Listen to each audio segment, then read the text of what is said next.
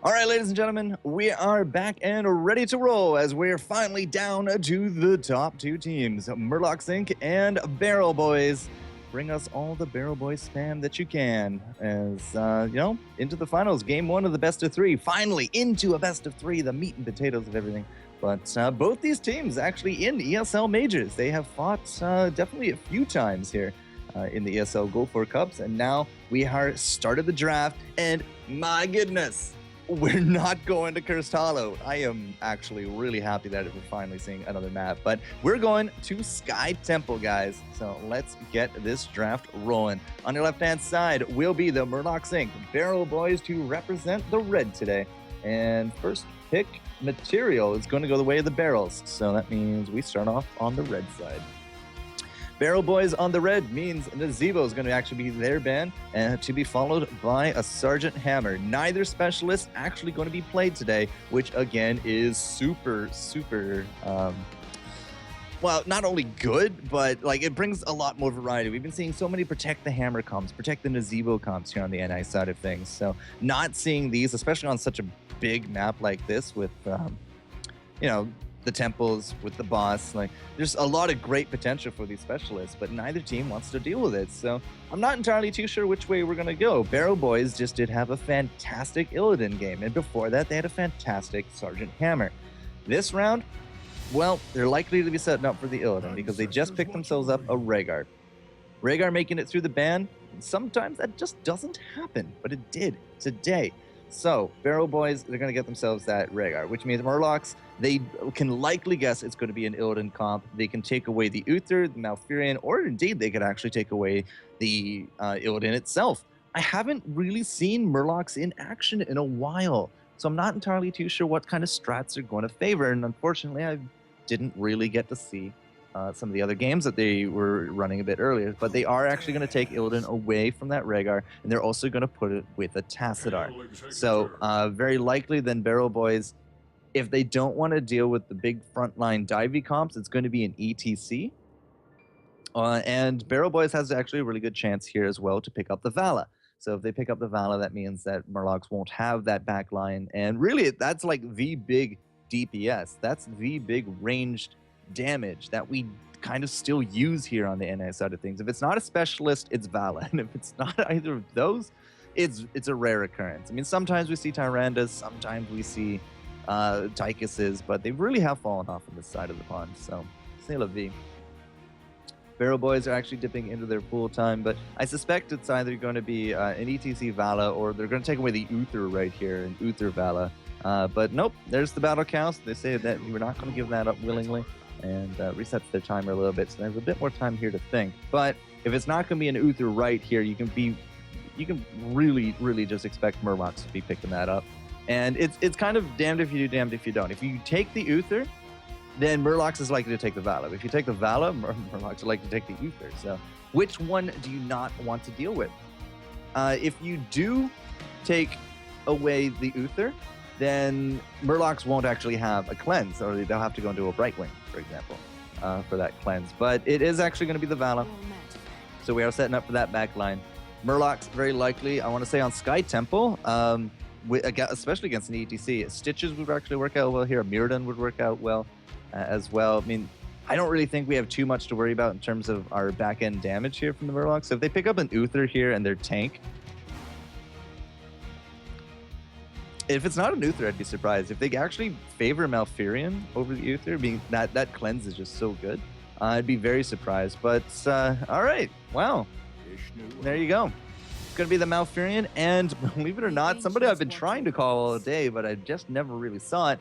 But definitely didn't see that one come in. The Murlocs are going to be taking a Sonya for the Bruiserdom. We got the double support Illidan, double melee bruisers with the Illidan and that Sonya, which means they're still kind of got to look for a tank, I want to say. But if they do put a tank in that last slot, they have no range damage. It's just the Tassadar, really. So very curious. It could be a Zagara in the end of it all. Could be a Tyrande. We'll have to actually keep an eye on that one. But Barrel Boys, what can they do to finish off their comp? They got themselves a Rhaegar, ETC, and Vala. They are going to need somebody else on the front line, and yeah, with Uther still left up on the board, it's almost a no-brainer to take it at this point. In terms of a melee DPS, Could be a Zeratul, could be a Thrall. I doubt we'd see a Kerrigan. But you don't go double support, and then you don't give a second frontliner. Although I suppose if you could actually just use the Uther and go for somebody else ranged. But who else ranged do we see these days? Tyrande would be a little bit strange. Tychus would be a little bit strange because he's just really dropped off. But no, it is going to be the melee. It will be the Zeratul. Last pick here from the Murlocs. I don't think I'm actually going to get to see it on Storm Draft. It hasn't been working for me today. So I think it's just going to tick down and not give me anybody. But if I had to guess in terms of a last pick, I'm going to call a range damage. And they're just going to use Sonya and Illidan as, like, quote-unquote, the tanks, the warriors in the front line to do the soaking. But if it's not going to be that, it's probably going to be a Stitches because they don't actually have that big soak. And I'm going to ask the teams. Let's type last pick. But either way, you got yourselves your drafts right here. The Murlocs with a little bit more of an interesting protect the Illidan. Wow! Wow! All right. I totally forgot. I've been playing so much Cursed Hollow today that I totally forgot that this is a thing. They're going to go Gazlowe. And you might be like, what? Why? What the hey? It's because it's Sky Temple. That's the only reason. He's so good on Sky Temple. Did we not get Unctuous in here? Oh, we didn't. There we go. All right, sorry. Second casting stream is actually ready to go. So, Gazlowe. Welcome to the stream, Unctuous. Gazlowe is a great point defender. He can take mercs, he can take the temples, he can bully you in lane a pretty decent amount. It's pretty interesting, his dynamic here, but I didn't expect to see a Gazlowe last pick from the Murlocs. They are actually going to be leaving Sonya and Illidan as their quote-unquote warriors, their front lines. I mean, Sonya is a warrior, but she's definitely more of a bruiser. The Malfurion like to go into the Tranquility and, of course, double healing ward. Actually, no, Malfurion can't get... No, Malfurion can totally get healing ward. Yeah, double healing ward, the shields, the heals, and everything that goes with that. So, I don't know, man. I don't know which way to call this. Sky Temple, however, is now loading up, and you are watching the finals here of the Go4Heroes Americas Cup number 12. That's FourCourtJester. The Barrel Boys are very dominant, but then again, so are the Murlocs. Both of them are in their ESL majors, and both of these teams have been around for a while now. I do remember Murlocs Inc. just before, they didn't, I'm trying to remember what their name was before. I think they were the New Clairvoyants, and then they renamed into the Murlocs Inc. But they had some phenomenal plays with some of their teammates. They have now settled on this roster. You might recognize Mad Timmy from ex-Symbiote Gaming, who is now Tempo Storm. But Clown, absolutely fantastic player, and everything that goes with it. So, on the left-hand side here, guys, the Murlocs Inc., Spanker, Mad Timmy, Caterpillar, Equinox, and Clown going to be representing here in the blue. On the flip side, a team that have done now 3 games in a row. It's the Barrel Boys, and both these teams, again, in the ESL majors, but you know and love Blinks, Erho, McIntyre, Trummel, and Curse Fury.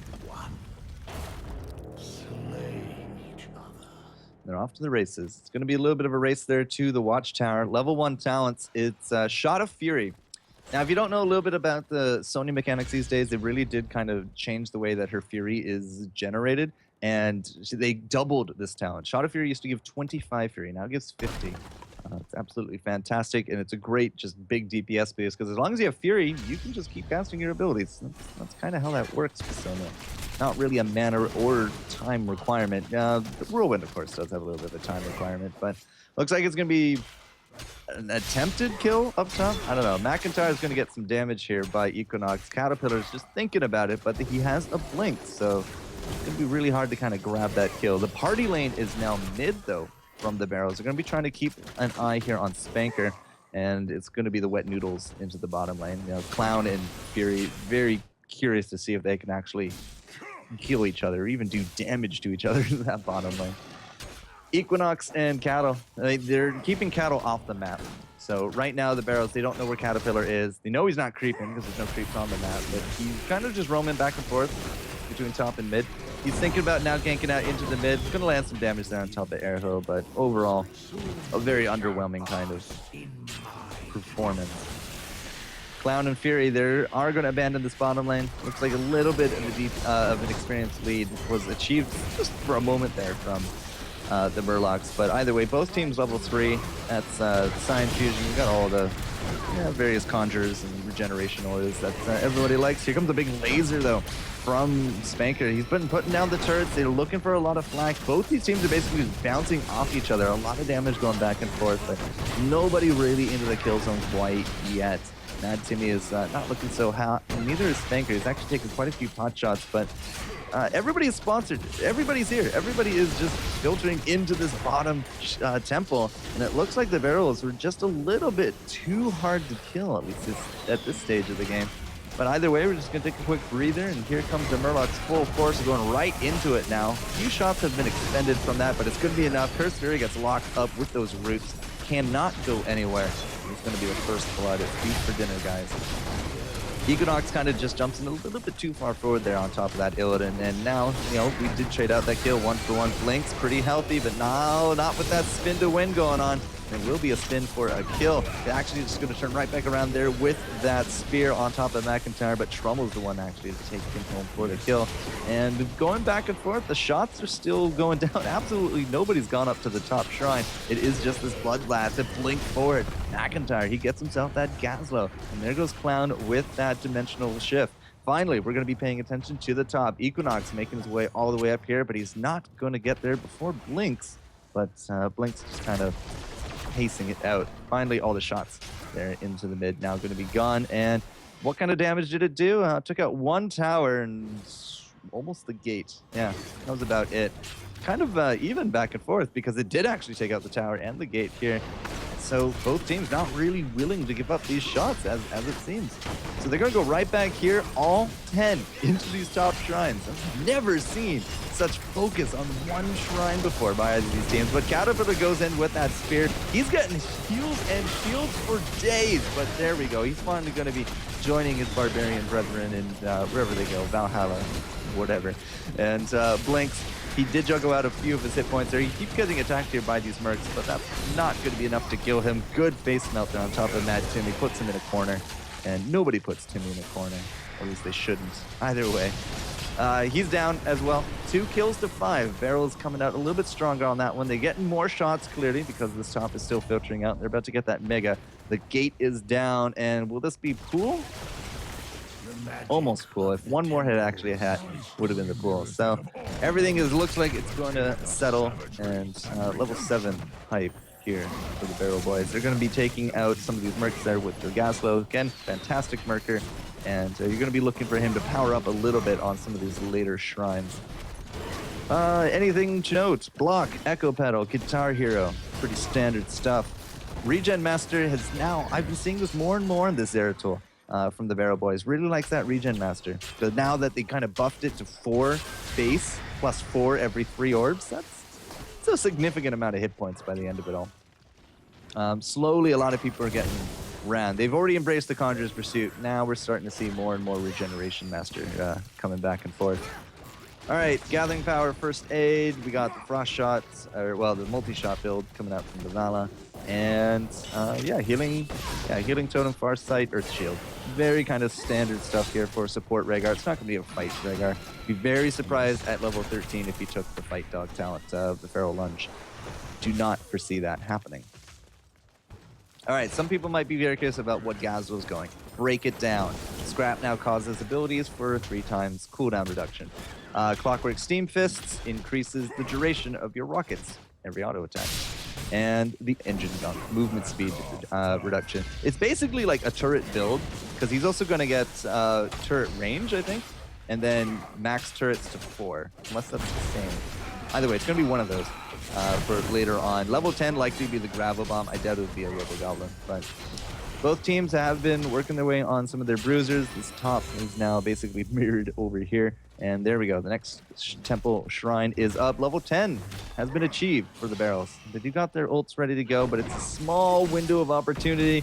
Mad Timmy, however, could be dinner, but it's not going to be so. Trumbull's now coming up, and Equinox, I think, could be in a little bit of trouble. Yeah, that's going to be a strafe. You can't stop that. Immediately, we get off some of these ults. The Ancestral lands perfectly on top of Trumbull, and that's going to be a 3-man mosh pit. Caterpillar likely to be dropping here. Mad Timmy back to full health. Here comes Clown now as well. Equinox goes right back into the fray, but he now is getting into that low hit point. Lynx is going to be here. He gets comboed. Wombo, that's the stun. He doesn't even get off the ult. Or if he did, he actually did it earlier because it's on cooldown. But a really nice Wombo from the Murlocs to take that fight. And that's going to put him on par with the experience. And, you know, for what looked like the secured kill on top of the Illidan, the Murlocs actually collapsed fabulously. And were able to defend and return the kills. Now they're taking this bottom shrine uncontested, and this bottom fort very likely to be dropping here, which will put us in the experience advantage now for the Murlocs. So really fun stuff. We saw it wasn't Wrath of the Berserk. It is, of course, the lead. We saw that last fight. McIntyre is trying to take home the skill on top of Equinox. First aid's not going to be popping out. Mad Timmy with those heals. Mad Timmy, mad heals. McIntyre not going to die. We did have a cleanse out there from Blinks, and it was the Illidan actually that went down instead. Caterpillar comes on back forward with that leap again, but I think he's just a little bit too far forward. Trummel has his number, and they get those auto attacks off. Shrine hype has now died down. They did get that bottom fort after all, but they did lose out 2 team members for their effort as well. Spanker literally walks right into Trummel. McIntyre there to help clean it up as well. That's going to be a 3rd kill on the back of that one. And now the Siege Giants are going to be stolen out here from the barrels. Nobody at all bottom lane. Clown holding down the mid. Equinox now holding down the top, trying to mitigate damage in other lanes. But because the barrels were all here, they're going to take this boss, and they're not entirely too sure the Murlocs have anything to, you know, stop it. I mean, they're going to come really late to this fight. But hey, really late could just be enough, but not with the Void Prison. That Void Prison getting Mad Timmy, getting Caterpillar, stops them in their tracks. Cursed Fury with no mosh pit. Denied, sir. Get that music out of here. But hey, boss secured, and they only had to spend a VP for it.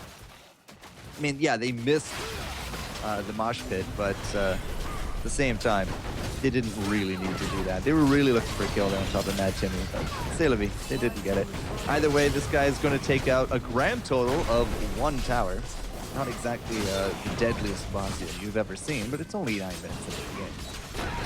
Is he actually going to take the 2nd tower? No, he won't. He started that AoE stun of his. So either way, Barrel Boy's now going to rotate into the top. They got their level 13 talents, and there you go. You can take a quick look at them there. But, you know, Sprint, Rockstar, let's see, the Frost Shots, Barrel Lunge. I mean, nothing here is really out of the ordinary. It is a hammer, well, they used to go on Hammer the Ancients. Now it's Seismic Slam. But Furious Blow, Shattered Ground, and now Aftershock. So it is a full slam build from the Sonya. Crescent's probably going to be paired up with the Dimensional Warp there. Ice Block coming out for Timmy. He really cannot afford to be the biggest target in these team fights, so the Ice Block will give himself a nice on-demand invulnerability that he can still actually heal himself through. So it's actually a really good pickup there, and Mad Timmy actually really does like to favor that. The temples are up. Looks like Blinks is going to be holding down bottom, whereas Spanker's going to be holding down the top. So they're just going to trade it out. Either way, the Murlocs are pushing in. You saw that mid-fort actually going down, and now they're looking for some more on top of that. Towers are going to be dropping because there's no defense as of yet from the barrels. Well, I say that, but here they come. It's, of course, immediately they jump on top of the Caterpillar. That was a great VP, putting Equinox and Mad Timmy at risk, but no, it's not. Oh, it even stopped out the Gravel Bomb. Man, that Void Prison was really money right there for McIntyre. He's going to jump forward. He's looking for the kill on top of Mad Timmy. We had already just used that Tranquility, but no. Mad Timmy, he's just going to ice block and basically drop at the end of all that. Spanker didn't even finish off this shrine, so his last 5 shots going to go all the way to the opponents, but Equinox is now down into this bottom shrine. If he can just survive a little bit longer, he's trying to secure these shots. 2, 1, he got it. Yeah, he got it.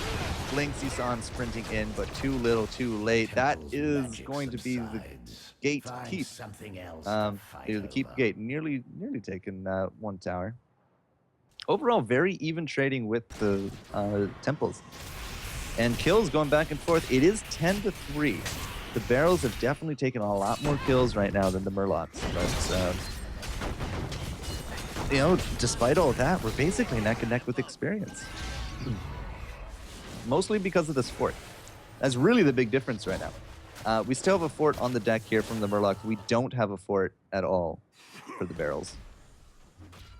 And, you know, past that, even though, you know, even that, soaking in the lanes is starting to show off its definite use. I mean, all 5 of the Murlocs are out murking. Nobody's out soaking, whereas we got the split Murk and Soak coming out here from the Barrels. That's actually going to put them back in the lead just a little bit, or at least they're going to keep the lead, I should say. But they did actually sacrifice out both of the Stone Bros into this bottom lane. That could be a really problematic throwing, because we should have Temple's Night coming up in the next 30 seconds or so.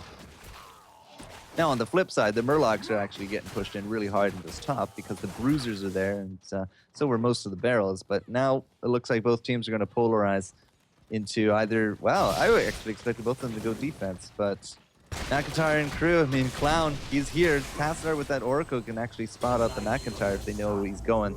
But there we go. It's going to be the next shrine. It's going to be bottom. It's the only one you can expect that both teams are going to be jonesing for it. Level 16 talents, there it is. Max turret charges increased to 4.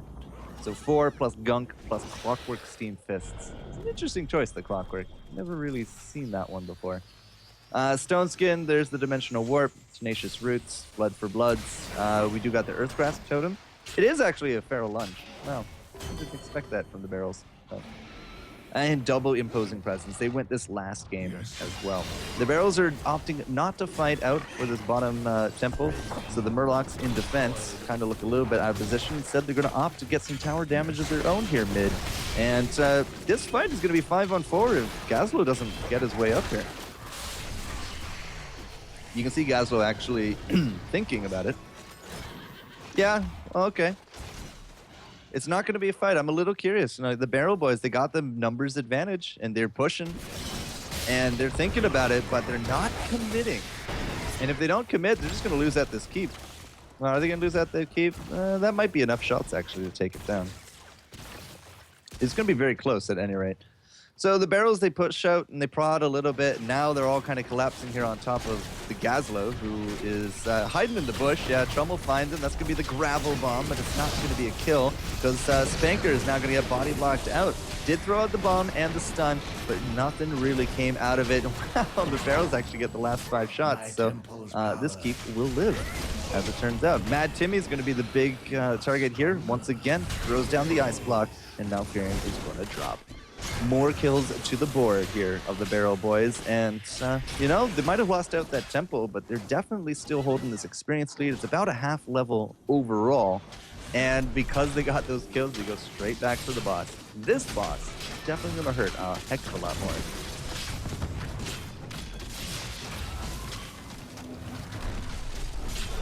All right, there's the talents for you guys if you want to take a quick look. Double bombs coming out. If you had to guess about level 20s, probably the Divine Storm to be... Yeah, we got a mosh pit there. So yeah, Divine Storm into the Bolt, Rewind, Bolt, and I don't actually know what the Rhaegar is these days. He's always so much banned on this side of the world. So not entirely too sure if it'd be the Storm Shield or the increased Ancestral. I suspect it would be the Storm Shield. You could go Rewind with the Fight Dog, but I don't know, like, nothing really worth rewinding. It's very kind of target niche, so I suspect we're going to be seeing those, and we'll confirm that in just a level. It is now 19-18. Boss is pushing forward. That gate did not last really two ticks there, but Spanker does take some bombs to the face. That's going to be a big stun there, and this is going to be the keep. Like, this is for sure the keep. We got the Stone Bros, we got the boss. There it goes. It's not going to be any kind of big commits for the fight because we did have the shrines now ping mid and top. If both of these are going to go the way of the Barrels, well, they're going to take out the gate. Probably not the keep. Probably not the keep here as well, but they will get some towers out of it, which will put them ever closer to the 20 mark that they're looking for. This is do or die for the Murlocs. If they want to fight, you got to do it in the next half level. Otherwise, you're going to be up against a team with level 20 Storm talents, and you do not want to deal with that. So a little poke and prod. We're going to be trying to set up our turrets here, I suppose. Yeah, inching the turrets forward little by little. Stun with the bomb going off. Doesn't actually hit anybody else. Fury's looking for the mosh. Gets two of them. It's going to be Timmy and Spanker. Cattleprod jumps in. Did get off the bomb before Spanker goes down, and there goes Blinks as well. McIntyre has to blink out. He has the first aid ticking, though. And Equinox is now going to be the big target. He is not going to live right through that. Caterpillar with that spin to win is not going to get the kill on top of McIntyre, but he's still spinning to win inside that void. Doesn't matter. It gets collapsed upon. The dimensional shift is going to be there for Clown, and now Mad Timmy is going to be on the retreat as well. A 3-for-1 as the barrels now hit 20 mid-fight. There's the Prescient, the blink forward, Curse, Fury, and Trumbull. They got his number, and there goes Tassadar back to the void. That's going to leave us with 2 shrines, or 2 temples now ready to go here for the barrels on the back of level 20 hype. Will that be keeps? Will that be game, or are we going to have another fight after that? It was the best situation that the Murlocs could have hoped for, but by the end of it all, the barrels just had much better team fight synergy. When it comes to these team fights, the Gazlo, unfortunately, is not really adding too much to it. I mean, the gravel bombs are going off and the stuns and all that, but his fighting capability is much weaker than any of the individuals there on the barrels, and that's really starting to hurt the Murlocs here into this late game. Mid keeps down, top has a heck of a lot of shots left on it, so it's very likely to be dropping, which leaves us with a naked core, which means one more bad team fight, and Murlocs are basically going to hang up their hats here for game number 1. And they'll just have to reset and try it again in game number 2. It's not over till it's over. I like to tell my solo queue teammates, anything can happen at this point. But it's a heck of a long way to level 20 for the Murlocs. And there it is. It's now a naked core. Oh, FourCourtJester, what's up, dude? All right. We're going to be trying to steal out... nope, we can't steal out those. Those were just actually taken. So it's just going to be the cleanup there. I think we're just going to be resting on our laurels. I mean, we got level 21. Nobody's really soaking here from the Murlocs. Even if they get 20, they're still down a level. But there's no need to push. There's going to be another set of shrines, temples, to actually just pop up sometime soon. And the Barrel Boys are just going to be trying to get 22 off of that and seal the deal. If they can win this next team fight, and so far they've been winning every team fight.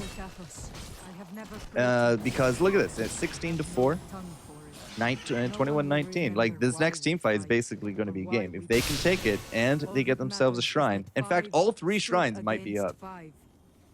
I don't remember, I don't actually recall how far into the rotation we're in, but if we have any of these shrines up, there's 0 forts, there's 0 keeps, we're going to go straight to the core. It's a naked core.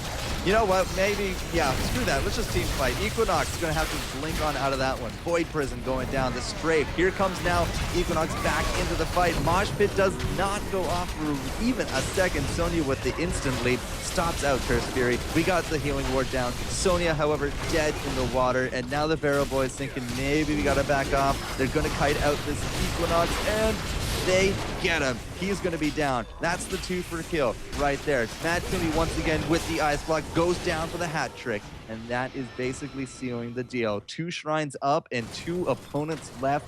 That means that this is one dead core from the Murlocs, and they got level 20 at the end of it all. They did take those talents as quick as they could, but unfortunately, they just died where they stood. And that will be game 1 going the way of the Barrels over the Murlocs. Really, really close game. I've never seen quite the focus that these teams had early game, looking for a lot of these temples. It just blew my mind. And there it is. That's the win. It is going to be a red team victory as we're going into game number 2 here of the finals of the Go4Heroes Americas Cup number 12.